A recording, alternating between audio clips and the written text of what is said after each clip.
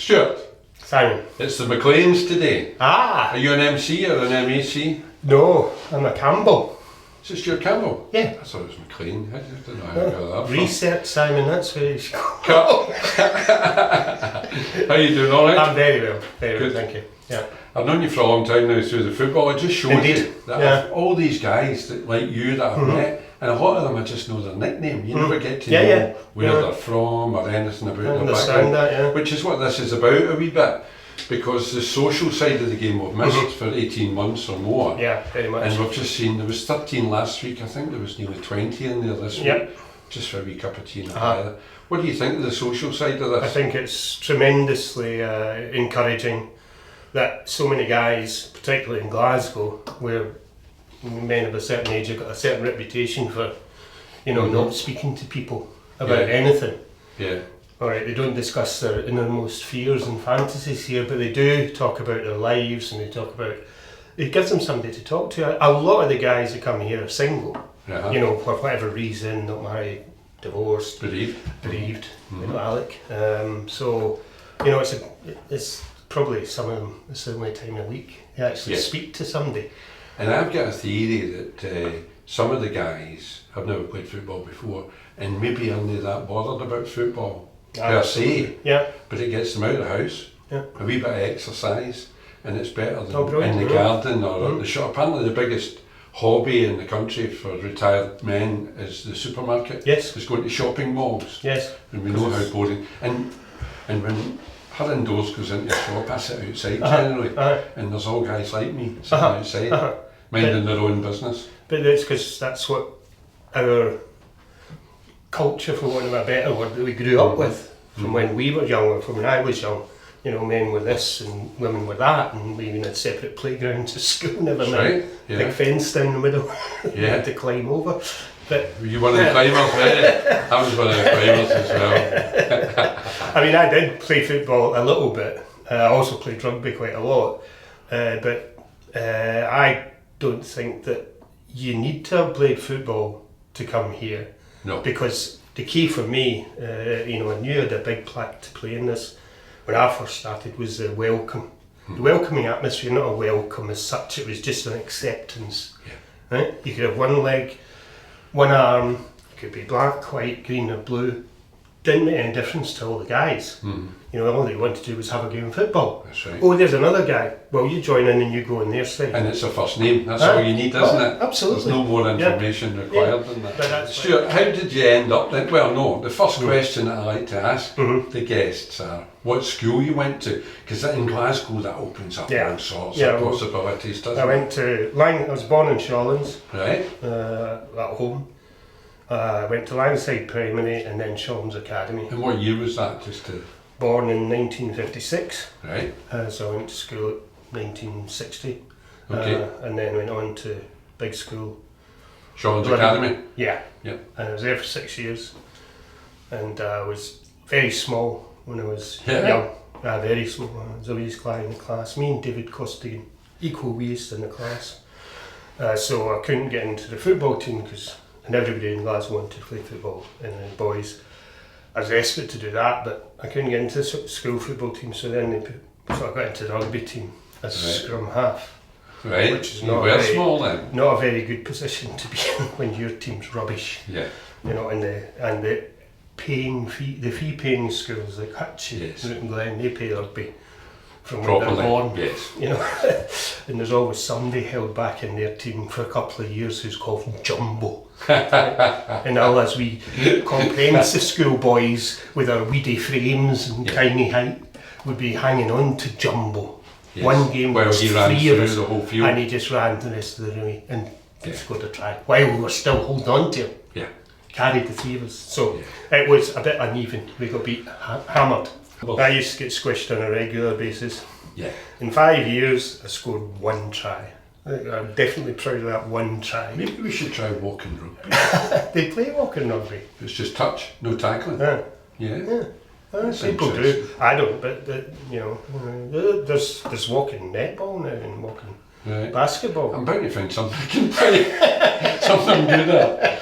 Stuart, tell me about your working life then, because I know that you had your own business at one point. At one point, yeah. Well, I worked in hospitality from a relatively young age. Graduated from Caledonian University. Right. Went into industry, thought I was really boring. And I worked part-time all the time I was in university as a doorman on a... You were only that wee then, you took a sprout then at some point. Once I was 18 I was alright, so I worked in the door and that was good because it paid for, you know, the time at uni. Yeah. But when I left uni, I then went into that business and got a job running a new discotheque that was opening above the bar that I used to be the doorman. Where was this, in Glasgow? In Glasgow, Royal Exchange Square. What was it called? The bar was called Charlie Parker's. Oh yes. And the disco was called Pizzazz. Right. There'll be a lot of guys watching this that relate to that. That I turned away. I hope they don't relate to it because a lot of people didn't like me much. It got so bad that I used to go out for a pint in Edinburgh because I couldn't really go in pubs in the Glasgow city centre. Anyway, yeah, that's what I did. And then got made redundant from that job. Went travelling for a couple of years. Worked in Spain, Mallorca, worked in Australia. In hospitality? Well, just anything I could do. Yeah. Then I was just travelling, backpacking really. Okay. Yeah, I went back to university and did an MBA part-time because I thought that would get me on to the next level. Yeah. And it did. So I borrowed a lot of money, opened a restaurant, and unfortunately I turned out to not to be so good at making money for me than I had been for making money for other people. Yeah. So eventually that didn't work out, which was a bit, it really knocked me for 6. Okay. How long ago are we talking, Stuart? That would be 2002. All right. So I'd opened it in 2000, late 2000, so ran it for about 18 months, nearly 2 years. Then that led into what I call the 3 Ds. Debt, depression, divorce. Right. Unfortunately, that sort of put me into a pretty deep depression, as you know, which I've spoken about before. Yes. And I eventually divorced, so I had to come back to Glasgow. I stayed in the family home. Moved in with my mother, who wasn't very well, so I helped and care for her for a few years. And then sort of gradually started to be able to start function again. Yes. Yeah. And that's when... Because it's a process, isn't it? Absolutely. There's no time limit on it. No. The good thing is that you have come out the other end. Aye. Because when my daughter died in 2011, I remember very consciously being at a crossroads. Mm-hmm. Yeah. And the easy road would have been the pub.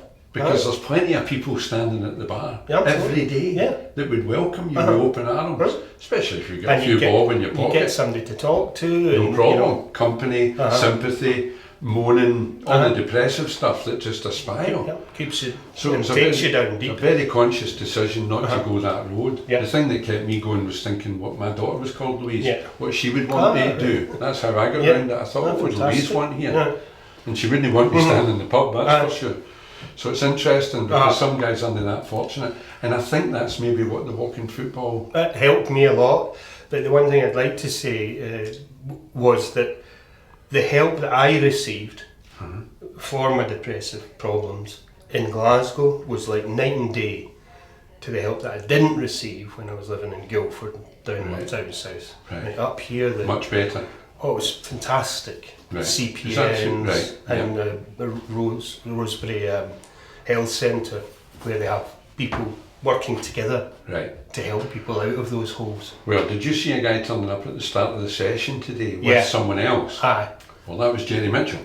Yeah. Jerry Mitchell's the local CPN. Oh, right, okay. At Park Health Centre. The big boy? Yes. Yeah. And he brought Martin along today. Right. Who's a client of his. Fantastic. And that's about maybe the 8th, 9th or 10th referral that Jerry has brought along. He brings them along and introduces them, and that's the end of it. Brilliant. And some of them are stuck. And if I told you some of the names of the guys out there, you wouldn't know. You would think, what? Because Jerry brought them along, and it's a stepping stone for them. And it also gives them the chance to start talking to people on their own terms, because when we come to the walking football, You always say hello to the guys whose names you know, but that's about it. Then you play the game, and the game sort of breaks down a few of those, a bit of the shyness with the guys. And then the ones that get through that level will come and have a cup of tea. And then they think, oh, come and have a cup of tea all the time now. And maybe he's on his bike and he meets somebody else that's on his bike. There's always common things going on. It's great, you know. And you said a thing before when I heard someone speaking to you that we've all got baggage at this age. But yes. We get to this age. There's plenty. So there's lots in there to always talk about, isn't there? But you get to know some of the guys, like you said, at the cycling. So I talk to Davey quite regularly now. I often see him. He's on his bike? Aye. Yeah. I see him on the way here. We might cycle part of the way home together. But it takes time to make that relationship where you start to share those sort of things. But I'm, learned that not speaking is the wrong way to go. So I now probably speak too much. I shout too much at the football. You want an answer to that? We've already covered their respective. How did you end up a goalie then? Is that because you hadn't really played football? No, when I first came, I played out. Right. And then I got osteoarthritis in my knee. Right. So it gradually got harder and harder for me to move at all. Right. And then eventually, I said, I'll go and you end up in goals. Yeah, nothing to do with because you've got qualifications at college. You went to Shawlands Academy. It's not really the profile for a goalkeeper. No. I think a goalkeeper's been a bit... That's the reputation. Maybe the scrum half at rugby and getting trampled on by 8 guys all twice the size of me. Maybe that had a bit to do with not worrying so much about diving about. I didn't mind that when I was a wee boy. I thought, great, diving about, especially in Glasgow. You know what the weather's like. Played in snow. Have you got a football team? You support a team? Scotland. Right. Scotland. When we were kids, my father was very against us. I have a brother and a sister, so my brother and I, we sort of wanted against you supporting the sectarianism. Good. Either Celtic or Rangers. We sort of liked Celtic because Kenny Dalglish was around at the time, so they were the Lisbon Lions as I was growing up.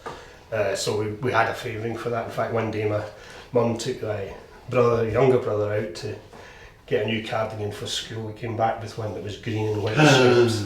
Oh no! It's so chuffed with it. My dad, and so my dad come home later that evening. We were in bed and he just took a pair of scissors and cut it to pieces, put it in the bin, so that it can go out. And because at that time it was that way. Totally. You know that. My grandfather bought me a Celtic jersey. I was maybe 7 or 8, and I never got to wear it. In fact, I think I wore it once and I came home with a burst nose because it had fallen. But my mother said, that's it. No, never again. It's just trouble. Just going to cause trouble. And it was at that time. I never let my kids wear colours. No, in Glasgow, especially in the old firm. You couldn't go in the pub. That's right. You know, so it was for a long time. It was really bad. I think it's still not good. The whole principle of the thing is not good. The generations are diluting it. Hopefully. Because you bring up kids, I would bring up kids not to be like that. But there's still a lot of guys talk about it. Yeah. Especially our generation. Yes. The walking football again. It's very inclusive out there. No. Because you don't see many colours getting worn out there. And the odd guys that do, I think they sort of would think, oh well, nobody bothers. And they think, oh well, that's a bit daft, I know. I'm sort of standing out like a sore thumb now in my Celtic or Rangers jersey. The most we got was Aldo wearing his Italian top. That's okay. Aldo's actually Italian, so he's allowed to do that. Pellegrini. That was the day after they won. World Cup. Brilliant. Stuart, great speaking to you. Thank you. Many days a week you play now then?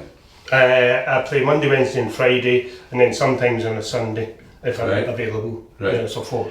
And I hope you don't mind me saying that you're not that mobile now because of your osteoarthritis. No. But the 4 games is obviously helping, that's why you do it. It helps, also the cycling helps a lot because I'm not good at walking around, so the cycling is less pressure. So I cycle here, that's where I get my Don't stop cycling because it cheers me up when I pass you and it's on the bank Main Street and it's pouring the rain and you're pedaling along there and I give you a peep. And then you smile.